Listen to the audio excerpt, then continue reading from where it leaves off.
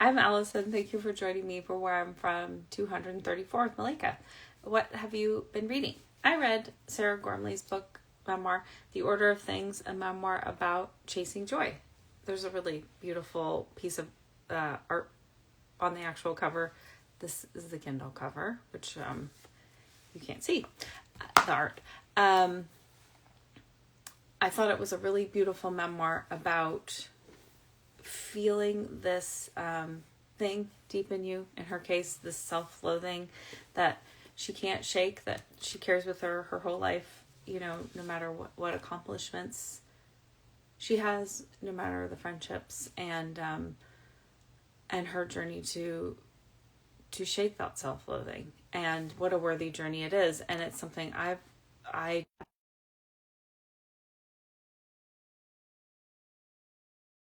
appreciated her writing so directly about it, and sort of the circuitous routes that sometimes healing can take, and that it's not just aha success. Oh, except it's just whiteness. Sorry about that. Okay. But we're moving in the right direction. Hello. Hi. How are you? Thanks for Yeah, joining me. sorry about that. Yes. Thank you for having me, and sorry about the all the confusion. I thought I would try and join on my computer and I could see you talking, but I couldn't figure out how to. Oh, that's okay. Yeah, in the computer, it's like, no, it won't let it happen, which I know so many people would prefer computer because it's easier. I don't know why Instagram does that. It's just a goofy thing. Um, So, so how are you today as the world is um cha- I don't even have the words. So I just made a lot of sounds instead. uh it was lovely to start my day reading your poem. I will say that. And I am grateful for art and self-expression and telling our stories, and I those things really get me through um yes, well, times. yeah, it's a beautiful concept, and it's a beautiful opportunity that you've opened up, and I I fully agree with that. Like self-expression is a form of healing, is a form Yeah. of maintaining sanity in this Yeah. world, connecting, all those things. Yeah. Yeah.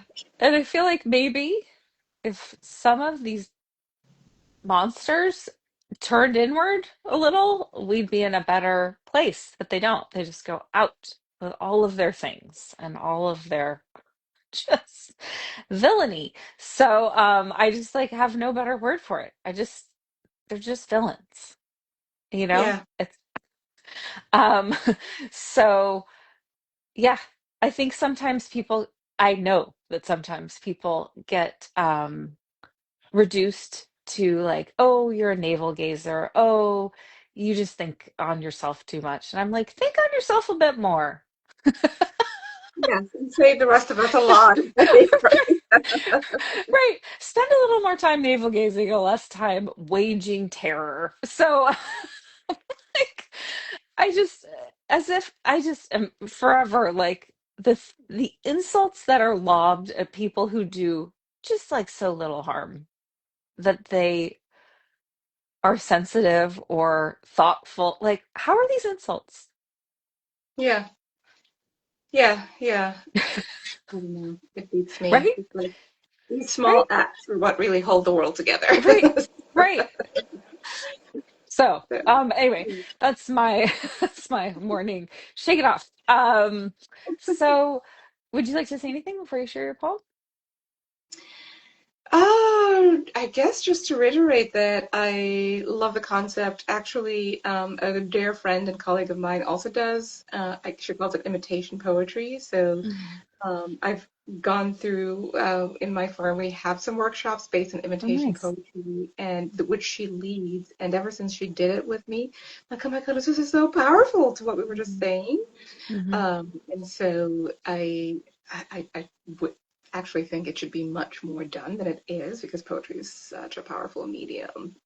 It And is. the imitation aspect of it is also powerful. Hmm. I agree. And I think so many of us were told we weren't poets because gatekeeping. And it's like, take it back. Even if it's just for yourself. Right, right, exactly. Yeah, it's cheap therapy, honestly. It is. Yesterday I wrote longhand for like an hour and then at the end wrote a poem and it helped me so much because there was just so much going on in me and trying to hold all of everything that's happening, but also how it lands in me. Right, right. Um, Yeah, yeah, yeah. It's a yeah, and kind of something you have to do habitually because there's so much happening. It's not like a one and done thing. I mean, I read, their strategy is to flood the zone, and they're really going for it. I mean, they really are just flooding the zone. So, well, just if your colleague ever wants to join me, please let them know they're welcome to, because I that would be so cool. But also, I'd love to hear you read your poem. Yes, I'm happy to. I did recommend my colleague to you. She's one of the names Okay. I passed on to you, so who knows? Hopefully she'll be able to join also. So Oh, thanks for the good. opportunity. Yeah. And so since I'm joining on my phone, but my computer's over here, my It's days okay. wish. I know. But you can hear me okay? The audio's Yes. good? Yes. Okay. Okay. All right. So my Where I'm From poem. I'm from red pebbles, from Remia margarine and Fullah bread. I am from the house that tiptoed to the water, expanding, endearing, immortalized. I am from fronds, from the coconut trees that lashed the sky. I'm from chicken adobo and jollof rice, and ingredients that lived double lives in two cultures. From Lizzy and Beatrice. I'm from the everyman's artist and the mythical accountant. From thundering secrets and spoken imaginations. I'm from ash crosses and libations poured at thresholds. I'm from Asia, Africa, my body a third continent. Fry soup, Sunday morning pancakes baptized with honey, pungent honey. From the woman that looked out across oceans and thought to straddle them for love. The poet, the talking books spilling from the shelves, the silent music welling up against the walls in a house where a child's mind could open and search for oceans. That Thank was you. beautiful. Thank you. I Your hope I didn't body, a mess up the third continent. punctuation. Oh, sorry, what were you gonna say? What did you say? I was like, I hope I didn't mess. I know I probably messed up some aspects of the punctuation when I was Oh, editing from the don't prompt. worry. That's not your body, a third continent. I love that. And it's been interesting listening to, over 200 of these people, particularly people who've lived different places and different continents, sort of finding different answers to the question of where I'm from. Um, and I've never heard that one. And it also resonates of like how I was just saying how the news and the world lands in us, how did the movement of your ancestors land in you? And I just thought that was really powerful. Yeah, thank you for the question. And yes, I have two parents from two different continents, one from the Philippines, one from Sierra Leone, Africa, from Asia, Africa, and um, the themes in the poem you'll see kind of are about this um, straddling of identities and also joining and juxtaposing of identities and cultures. And the reason why that particular phrase, my body a third continent, actually goes back to a previous poem that I wrote to kind of make sense of some of this for Mhm. myself after a trip to the Philippines. And it I guess suggests it, that, and that poem is called Pangea. So the concept was the continents were one at one Right, point, and then they right. separated from coming at it from a little bit of a different different twist, right? And I guess with this, the idea here is that it's more of bringing back together Mhm.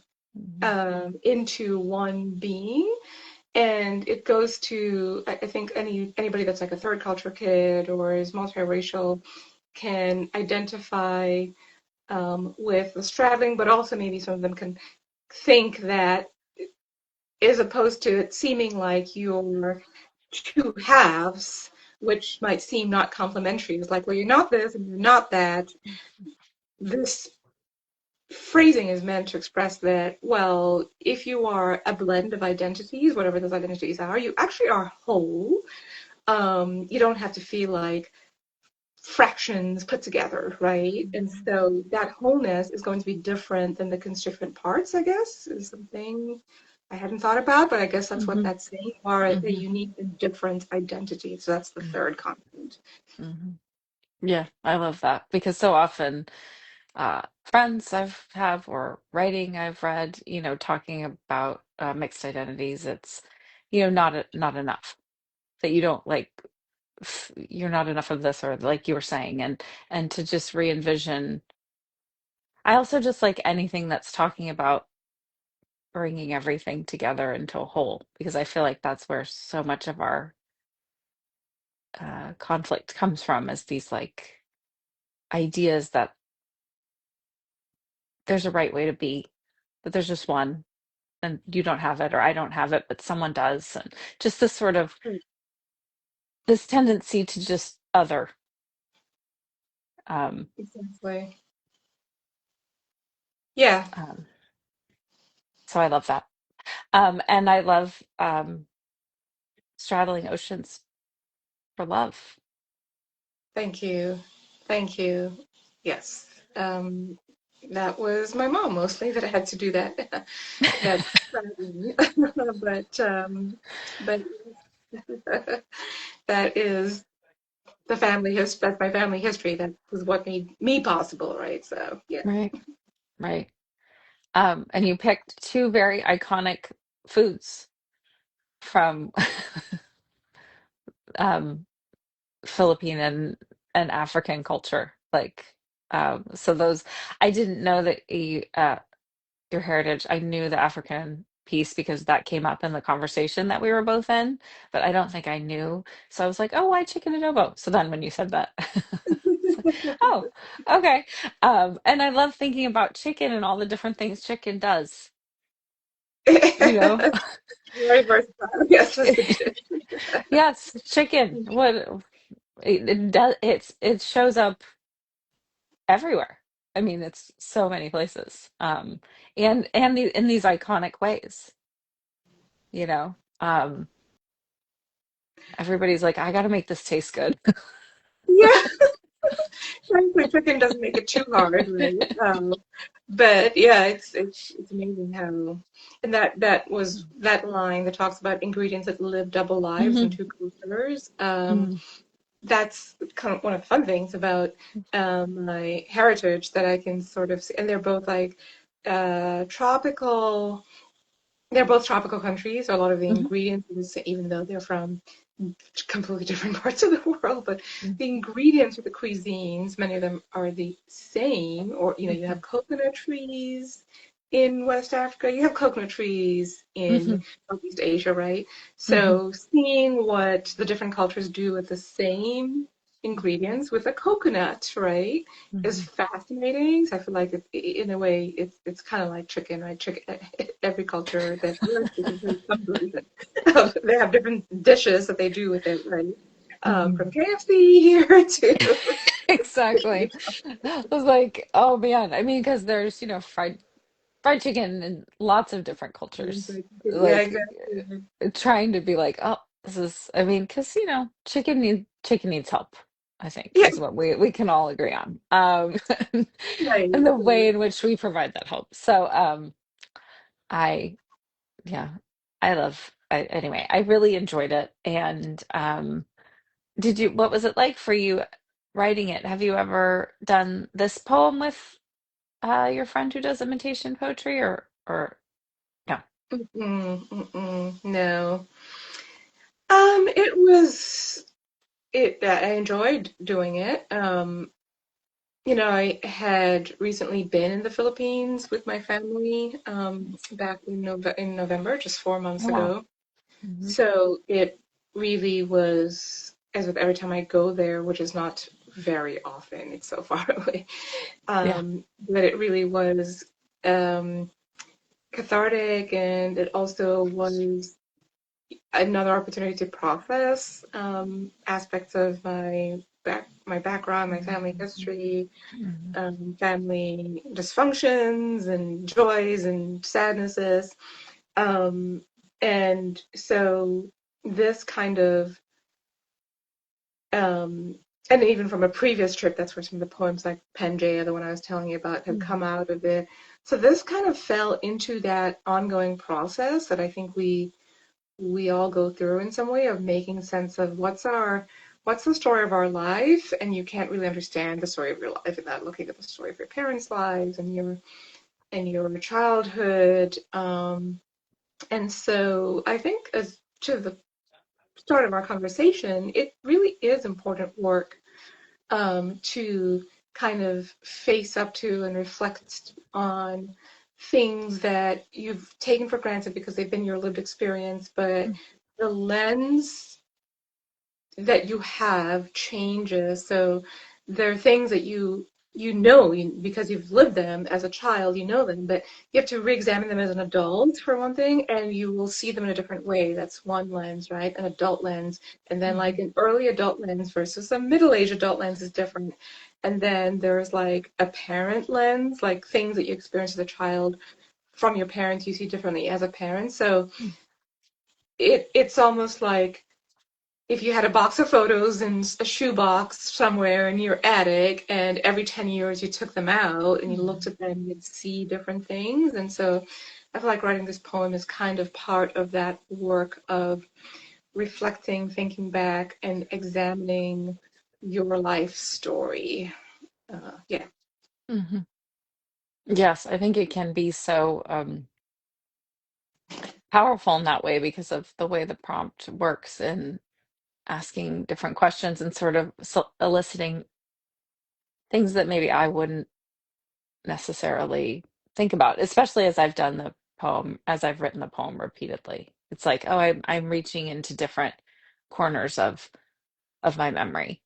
Mm, And I appreciate that because um, for so long I sort of just felt, oh, I should be over it, whatever, where I'm from or my childhood, or and now I'm in a much different place where I think, oh, this is worthwhile. I think the more that I am able to sit with it and the better I feel about myself and my ability to express what I experienced, and I agree with you too about the different ages because it's life experience and it's also this life understanding. Like, I mean, I have just such a better understanding of like systems of power than I did mm, when I mhm, was a child.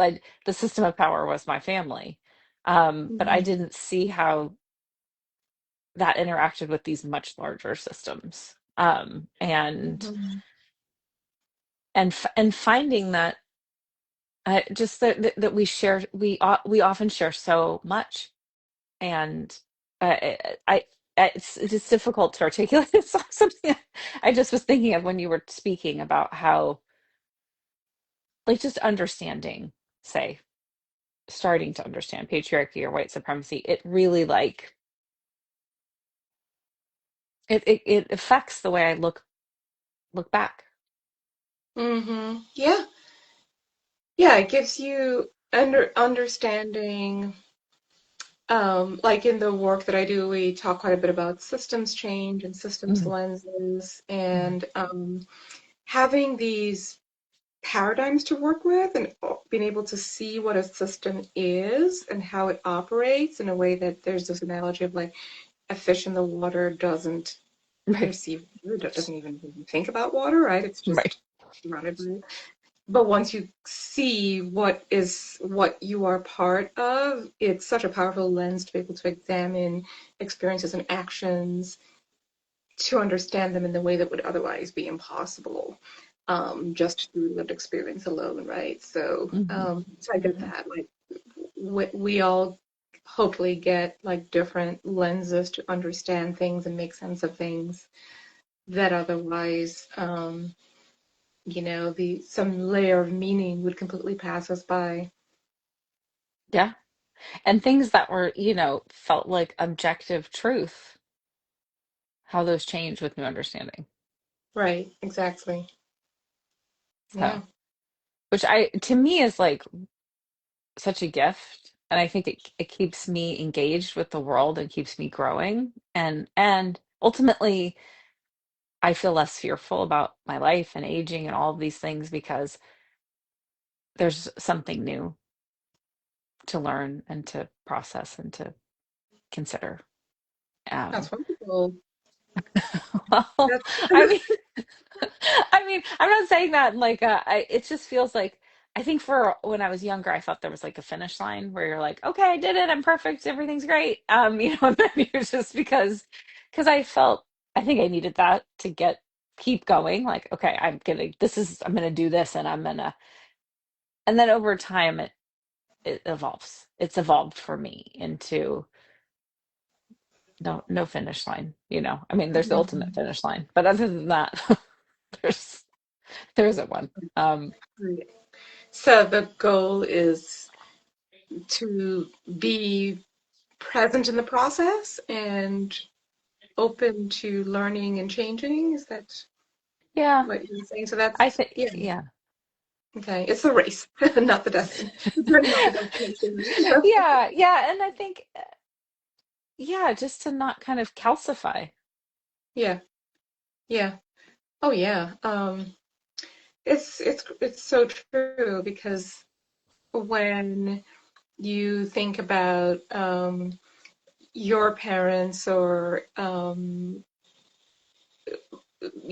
think about them then and now, and you look at other people's parents or people in that generation, and you think about yourself as a parent, you realize that I, I think what I'm trying to say is like you see some people that at even in their advanced years are capable of like self-reflection and Hmm. changing, and some people that aren't. Hmm. And they're just set in their ways, and it's Hmm. not necessarily age dependent. They're not going to change or try and come around to your opinion or at least see where you're coming from. And it's, you see how that, like you're saying, calcifying, those calcified views Hmm. have these little effects in their lives, like in their Hmm. relationships and their opportunities. Absolutely. And Mhm. yeah, they're just their enjoyment of life. Yeah. And this is a big deal. Yeah, I mean, I think if my main thing is defending what I thought or what I thought might happen, it's like, ugh, that's I don't know. It's not for me. So I'm, I and I think that this sort of thing, and it's hilarious being older and having seen it happen, many times in my lifetime where people get to a certain age and then they look at people younger than them and go, oh, what they're doing, we wouldn't have done it that way. And it's just funny sort of watching that. Now it's happened like, because I'm like Gen X, so it's happened multiple times. And yeah, I don't want to do that. Yeah, I and it's hard. It's hard, yeah, because I see myself doing the same thing too. I'm also the youngest. The I think the first year you can count yourself as Gen X before oh becoming millennial, and I I definitely see that tendency in myself, and I have to try to force myself to be like, and I think it's okay to be like, okay, some of these things are not good. We know how this plays out, but also hmm having that filter in mind that on some of these things, are you just asking, are you sure you know they're not good? right, Are you right, sure the way you're thinking is a better right. way? And maybe you're missing things that are good, and you just can't see them because you don't know how to value them as good. Um, And I think also just my default with the teenagers because I really was, oh man, I was so angry as a teenager. Just I felt really not seen, not heard, and I just felt like that was awfully convenient for everyone in power that I didn't matter. And so I think my default with teenagers is like, give them a break. They're great. They're grappling with a lot of stuff right now, you know? And I think, you know, I don't know, I'm interested in what they have to say and what they're passionate about. Um, and you know, they're dealing with things that we fumbled, just like we were dealing with things that were fumbled before us. And they're mad about it, just like I was, you know? And I think it's like things just work that way. And I think teenagers mostly are like, wow, you guys ruined it for us. Yeah, yeah, you would be right.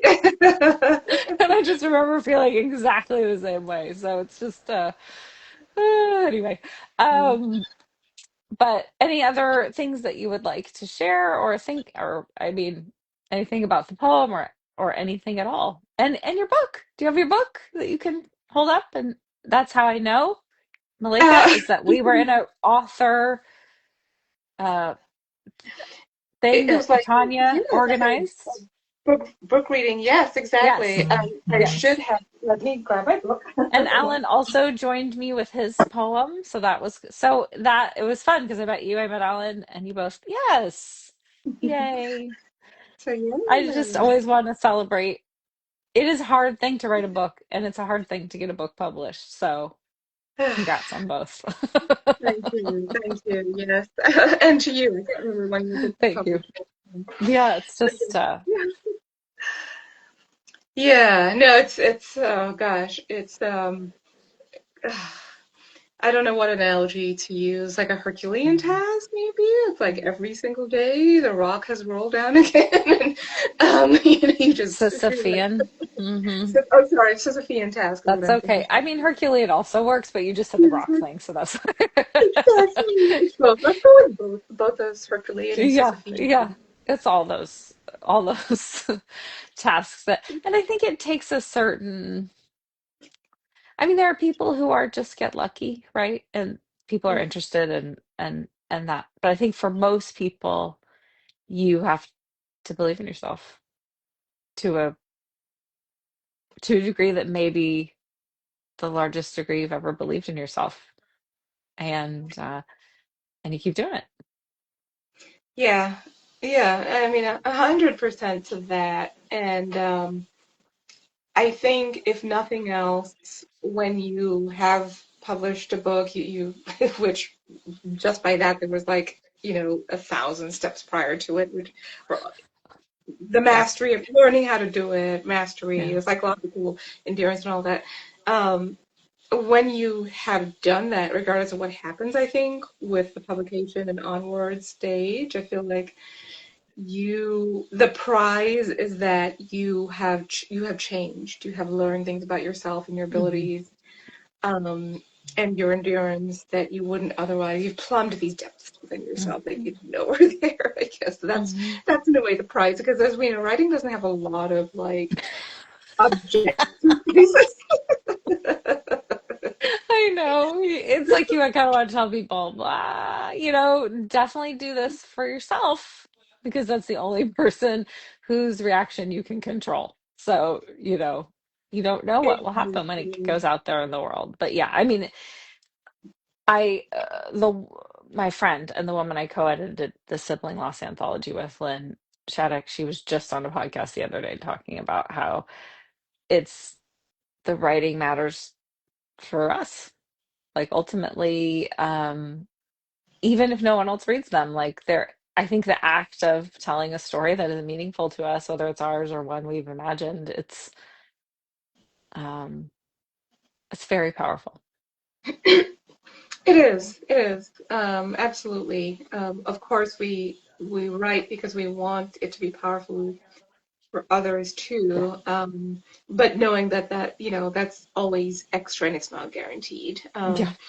And I have to say that with with the people that have read my book, which is a subset of people that have bought my book, which in turn is a subset of the potential number of people that could buy my book, right? You know how that goes.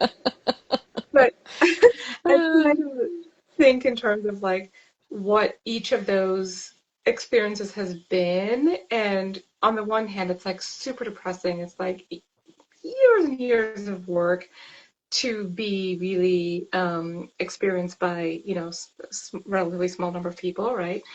Mhm.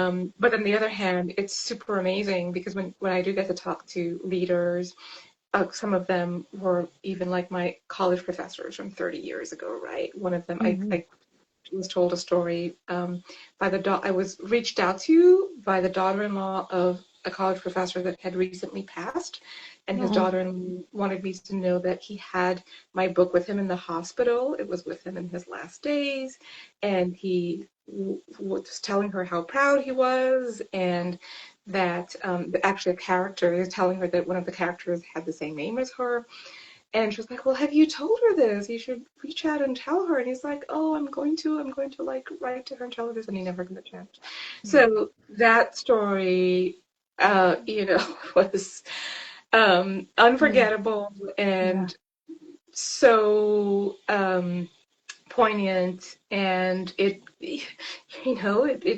certainly is one of the rewards of doing this, as you know, and I'm sure like with yours, I would imagine you have lots of readers that have lost siblings and maybe have felt that nobody understood or put it Yeah. into words what that experience was like. And just when you get to interact with readers and see how the work touches them, those are actual rewards that make the lack of rewards in other areas, I guess, not so bad.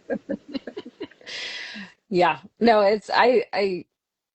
I've been writing for a long time, and there's just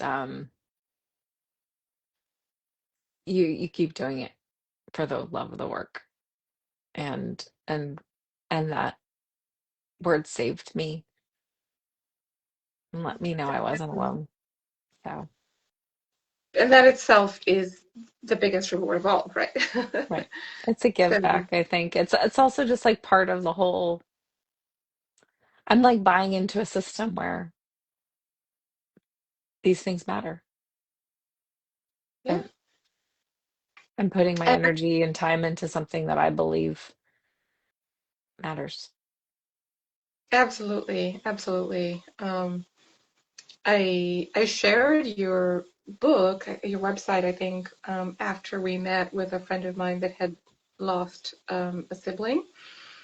Um, and I don't know if she ended up buying your book, but um, yeah, it absolutely matters. And even for those of us that write fiction, um, my adopted mom told me at the end of it that when she read it, that it filled her with a sense of possibility. And Oh, that made me feel like, oh my that's the goodness. best.